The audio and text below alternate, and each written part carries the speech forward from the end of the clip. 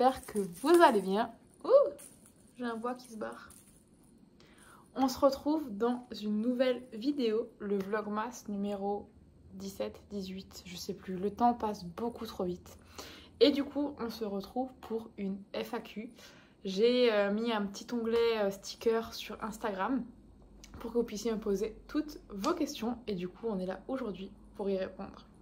J'ai mon petit ordinateur à côté de moi, parce que du coup j'ai noté les questions là-bas, vu que j'ai filmé avec mon téléphone. Et j'ai mon petit thé, c'est un petit thé blanc litchi et je sais plus quoi. Mais voilà. On se pose tranquillement avec le petit sapin à côté et je vais répondre à toutes vos petites interrogations. Donc déjà, merci à tous ceux qui ont posé des questions, parce que c'est grâce à vous que cette vidéo est possible. J'ai pas pu prendre toutes les questions parce que ça aurait été, je pense, beaucoup trop long. Mais voilà, on va commencer dans le vif du sujet. La première question qui est beaucoup revenue, c'est la différence d'âge. Est-ce que ça va? Donc c'est la différence d'âge avec mon chéri. Et la réponse est oui. Non, je rigole, je vais un petit peu quand même développer. Mais en fait, souvent les gens nous posent la question en nous disant mais comment vous faites? Comment ça se passe? Enfin vraiment, limite ils sont inquiets les gens par rapport à notre couple. Parce que du coup, si vous ne le savez pas et que vous venez de débarquer sur cette chaîne, on a 19 ans d'écart avec mon chéri. Et en vrai, en fait, ça se passe très bien dans le quotidien, on s'en rend pas compte. Sachant quand même que du coup, on vit ensemble, on bosse ensemble, on a un nouveau projet ensemble, peut-être que j'en parlerai plus justement. Mais on est sur le même bureau toute la journée. Et en fait, nous, dans notre quotidien, on ne se rend pas compte de cette différence d'âge. Parce que peut-être que moi, je suis un peu plus mature et lui, il y a des phases où il est un peu plus jeune, on va dire, dans sa tête. Mais du coup, voilà, ça se passe très bien. Peut-être que si jamais vous avez beaucoup de questions à ce sujet, on pourrait faire éventuellement une vidéo tous les deux où on répondrait à toutes vos questions. La question suivante qui est pas mal revenue aussi, c'est à quand un enfant? Jamais? En vrai, je sais qu'il faut jamais dire jamais, mais mon chéri, du coup, a déjà 2 filles. Et moi, j'ai pas du tout cette volonté d'avoir des enfants. Comme je dis souvent, j'ai déjà du mal à m'occuper de moi-même, donc je me verrais pas m'occuper de quelqu'un d'autre. Le fait d'avoir un chien, alors je sais que c'est pas pareil, commencez pas à m'engueuler dans les commentaires ou des choses comme ça. Mais le fait d'avoir un chien, le fait que parfois la nuit elle pleure, faut qu'on se lève pour voir qu'est-ce qu'elle a, est-ce qu'elle est malade, est-ce que juste elle s'ennuie, ou des choses comme ça, vraiment ça fait que j'ai pas du tout envie d'avoir un enfant. Je sais que certaines personnes vont dire c'est égoïste parce que j'ai déjà eu ce genre de commentaires, ce genre de retour, de dire que je veux pas d'enfant, mais honnêtement je me vois pas faire grandir un petit être dans le monde actuel. Voilà, peut-être que ça vous intéresse aussi, je pourrais le développer plus que ça, mais voilà, c'est pas du tout un projet. Voilà, fin de l'histoire. La question suivante, c'est comment être toujours motivé? On te voit souvent au sport. Très souvent, c'est pas du tout de la motivation, c'est des routines et de la discipline. Parce que si on compte que sur la motivation, c'est très compliqué justement de tenir sur du moyen long terme. Déjà, le premier truc, c'est de savoir pourquoi vous faites les choses. C'est vraiment un truc, que ce soit dans le côté pro, dans le côté perso, peu importe. Mais le pourquoi, c'est vraiment quelque chose de super important. C'est ce qui vous aide aussi à tenir justement dans les phases où vous n'êtes pas ou plus motivé. Moi, encore une fois, c'est vraiment de la routine et de la discipline. Je sais que ce jour-là, j'ai haltéro, ce jour-là, j'ai un haut, ce jour-là, c'est de la gym. Et en fait, je me laisse pas le choix, à part vraiment quand je sens que j'ai une extrême fatigue ou que je suis vraiment malade ou que c'est très rare, mais que vraiment j'ai un boulot, un truc à faire pile à ce moment-là et que je peux pas y aller. Et encore en général, j'essaye de décaler. Par exemple, si j'ai un truc le matin, j'essaie d'aller à midi. Et si j'ai une réunion ou quelque chose à midi, j'essaie d'y aller le matin. Mais voilà, en fait, je sais pas trop comment le décrire, mais c'est vraiment, on peut réserver d'une semaine à une autre chez nous dans la box. Donc c'est vraiment, par exemple, là, on est vendredi. Bah, ce matin, je me suis levée, j'ai tout de suite réservé pour vendredi prochain à 12h30. Voilà. Et en fait, juste j'ai le rappel le matin en me disant voilà, j'ai entraînement dans 2 heures. Et donc, j'ai pas le choix en fait que d'y aller. Et je pense que c'est quelque chose, si jamais vous avez du mal justement à rester motivé, à atteindre vos objectifs, les routines, c'est quelque chose qui aide beaucoup.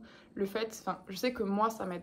Je sais que certains, ils vont dire oui, mais c'est compliqué parce que on se lasse à force de toujours faire la même chose.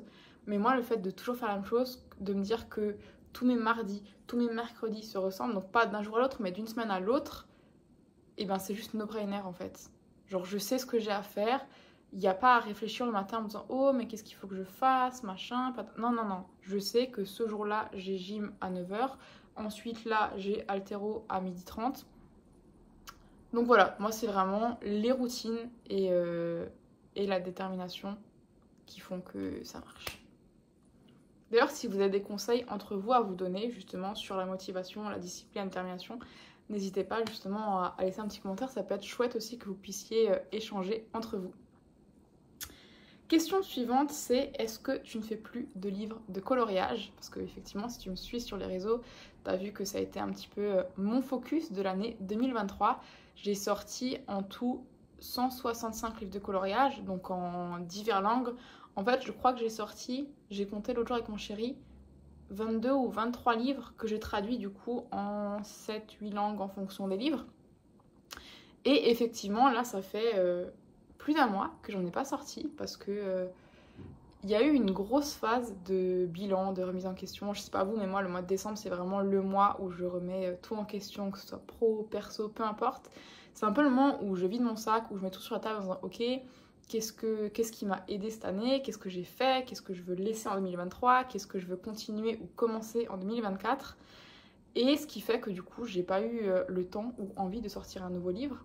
J'ai sorti aussi un peu tous les gros thèmes que je voulais sortir. Donc j'ai beaucoup sur les animaux, j'ai fait toute une collection sur les femmes du monde, donc vikings, les femmes afro-caribéennes et tout ça. Si jamais ça vous intéresse, je vous mettrai le lien de mon Amazon du coup en description. Mais je pense que j'ai fait le tour de tout ce que je voulais absolument faire. Donc effectivement, c'est quelque chose que je mets un petit peu de côté pour le moment. Mais je pense que j'y reviendrai parce que c'est vraiment quelque chose que j'aime beaucoup. Parce que vraiment, c'est à la portée de tout le monde de pouvoir créer un livre de coloriage sur KDP. J'ai fait d'ailleurs d'autres vidéos à ce sujet-là sur ma chaîne. Si jamais je les mettrai quelque part dans un petit i, si jamais ça vous intéresse. Donc non, ça fait un mois que je n'ai plus sorti de livre. Mais il y a déjà pas mal à faire sur Amazon.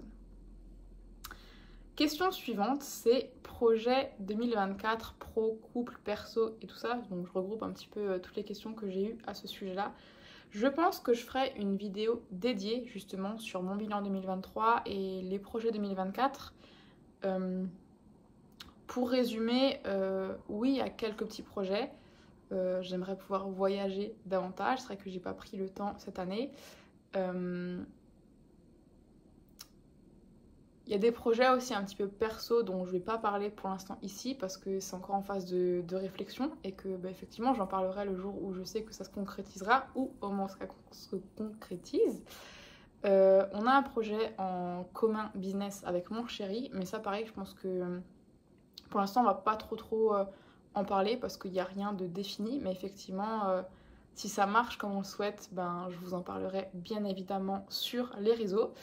Mais j'aimerais bien me remettre, en tout cas me mettre à la danse. C'est quelque chose qui m'anime depuis plusieurs années. Le fait de... Les danses latines, vraiment, c'est un truc, je trouve ça incroyable. Et à chaque fois, je me dis, ouais, cette année, il faudrait que je commence, machin. Mais je ne le fais pas. Donc peut-être que 2024 sera enfin l'année. Mais voilà, je pense que vraiment, je vais faire une vidéo où je me poserai, où j'aurai vraiment tous les points dont je voudrais vous parler justement sur ces projets-là. Donc restez connectés parce que je pense que ce sera dans un prochain Vlogmas. Je vais boire un petit coup avant la prochaine question. Ensuite, la question qui est pas mal revenue aussi, donc ça c'est des gens qui me suivent depuis un peu plus longtemps, mais c'est pourquoi tu ne fais plus de sécu?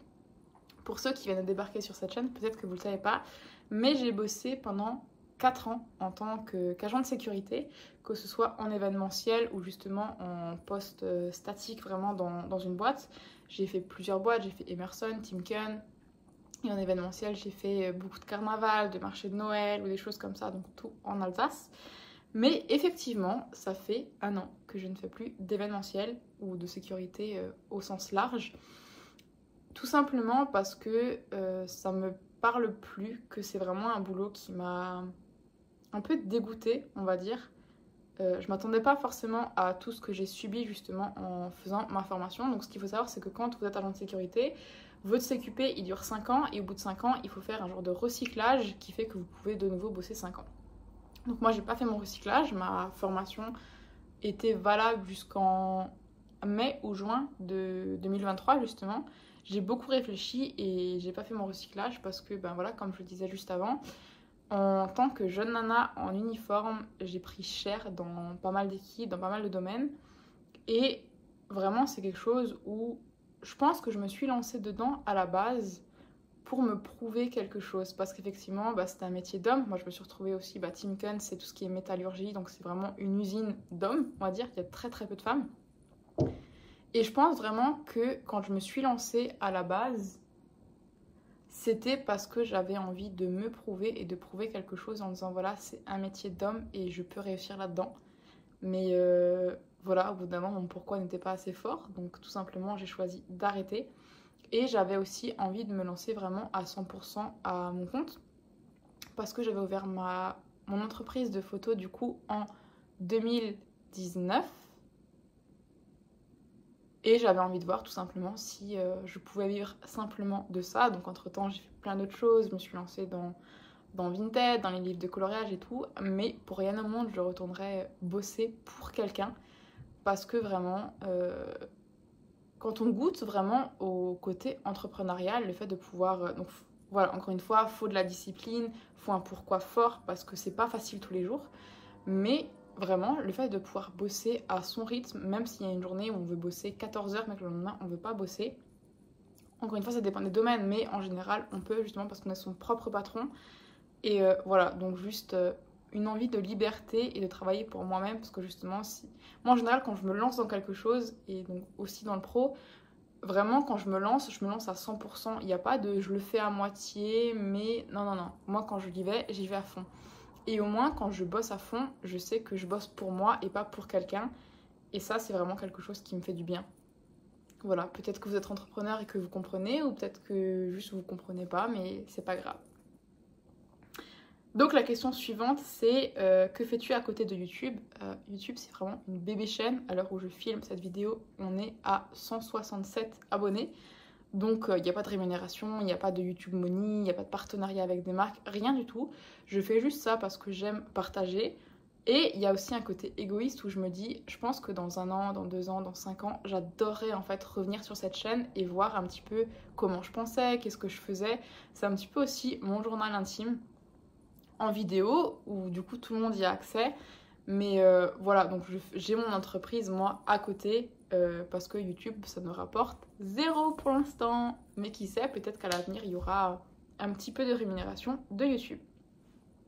Question du coup en couple, bah oui, j'ai répondu à ça dès la première question. Et c'est une question qui est beaucoup revenue de est-ce que tu es en couple, tu me plais, on se calme. Ça fait 3 ans que je suis en couple et très heureuse. Question aussi, comment j'ai reçu les critiques et les commentaires négatifs. Donc j'ai de la chance de ne pas avoir beaucoup de commentaires négatifs.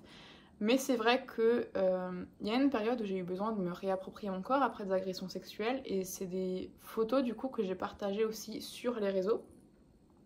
Et il y a certaines photos qui ont fait polémique à ma petite échelle, vraiment, hein, on se calme. Mais j'ai eu pas mal de commentaires négatifs. Alors sur le moment, je trouve que c'est toujours compliqué à accepter, même si on n'accepte jamais vraiment les commentaires. Après, quand c'est des commentaires négatifs, mais que c'est constructif, j'entends, même si c'est pas toujours facile. Mais par contre, quand c'est négatif, juste histoire de dire c'est de la merde, c'est nul, des choses comme ça, que c'est pas du tout constructif et que c'est juste des haters qui ont besoin de cracher, entre guillemets, leur rage à la gueule de quelqu'un. J'ai la chance d'avoir un chéri avec qui on discute beaucoup et donc j'arrive à prendre pas mal de recul, justement. Ce qui fait qu'en général, je suis mal un petit peu une journée et puis après, ça me passe au-dessus, quoi. La dernière question, du coup, que je vais prendre, c'est quelle est ta routine quotidienne? Donc, c'était la question en mode pro-perso, comment je fais pour séparer l'un de l'autre. Je ne sépare pas vraiment, en fait, du coup, parce que je travaille de mon appartement, j'ai pas de local ou de choses comme ça, sauf bien sûr quand j'ai les shootings, que du coup, là, je vais au studio, mais j'y vais vraiment que quand j'ai des shootings et j'ai pas de shooting tous les jours. Parce que j'ai fait le choix de pas ouvrir des créneaux tous les jours, donc j'ai certains jours de la semaine qui sont dédiés. Mais on va dire qu'en dehors des jours où je vais au studio photo, les journées sont vraiment assez rythmées. mais assez similaire. Je me lève le matin, je mets pas de réveil dans la mesure du possible parce que je sais que je me couche assez tôt, on va dire en général à 22 h je suis au lit et je me réveille du coup entre 6 h et 8 h. Oui, parfois je fais une nuit de 10 h, mais voilà, j'accepte parce que je me dis que si mon corps a besoin que je dorme aussi longtemps, j'ai la chance de pouvoir faire en sorte que ce soit le cas, donc voilà. Ensuite, c'est je me lève, je me prépare, tout ça. Je prépare mes commandes Vinted, donc ça c'est nouveau, ça fait 2 mois que du coup tous les matins je prépare mes petites commandes Vinted. Comme ça, je me retrouve pas un jour à vraiment avoir 30 commandes à préparer. Donc c'est la première étape et c'est assez stimulant du coup parce qu'on commence la journée avec le bonheur de se dire qu'on a vendu des trucs. Donc parfois c'est des trucs vraiment à 2 ou 3 euros. Mais psychologiquement, une vente, ça reste une vente. Si vous vendez des trucs, vous savez ce que c'est. Et voilà, donc je prépare mes colis Vinted, je regarde si j'ai fait des ventes en affiliation et sur Amazon KDP, les livres, il y en a souvent le matin. Et donc vraiment, ça me conditionne ma journée en me disant ça va être une bonne journée. On a déjà commencé à faire de l'argent alors qu'on dormait. Ça, c'est vraiment une sensation juste incroyable. Ensuite, en général, c'est petit-déj, vers 10 h, un truc comme ça. Je travaille un petit peu sur mon ordinateur de 10 h à midi. En général, midi, 13 h30, je vais à l'entraînement. Après, je rentre, je me douche, je m'habille. L'après-midi, je refais un créneau de 2-3 heures où je bosse. Ça peut être sur différents projets. Mais voilà, c'est du travail sur ordinateur. Entre 15 h30 et 17 h, on va dire, je fais une bonne balade avec mon petit fauve, du coup, Maze. Ça me permet aussi de remettre un petit peu mes idées au clair, à l'air fraîche et donc de marcher et forcément de profiter de mon petit monstre. Et le soir, quand je rentre, en général, je fais un 3e moment de travail quand j'ai vraiment beaucoup de choses à faire. Et si j'ai fini ma journée, si j'ai été assez productive et que avec les 2 premiers créneaux, j'ai fait ce que j'avais à faire, ça va être une soirée un petit peu chill cocooning. Donc je vais me mettre en une tenue beaucoup plus confortable ou directement en pyjama. Et je vais regarder des vidéos, mais ça peut être aussi bien des vidéos très détentes, lifestyle, que des vidéos aussi d'entrepreneurs où je vais essayer d'écouter des podcasts, justement. J'écoute beaucoup le podcast de My Better Self. Désolée pour mon accent pourri, mais en gros, c'est In Power, où du coup, elle reçoit des entrepreneurs ou différents profils, et je trouve ça hyper intéressant.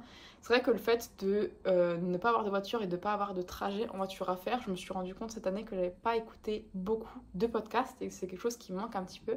J'aimerais mettre un petit peu l'accent là-dessus l'année prochaine justement en lisant plus et en écoutant plus de podcasts parce que vraiment c'est des choses qui m'inspirent vraiment. Donc je vais essayer d'en avoir davantage dans mon quotidien l'année prochaine.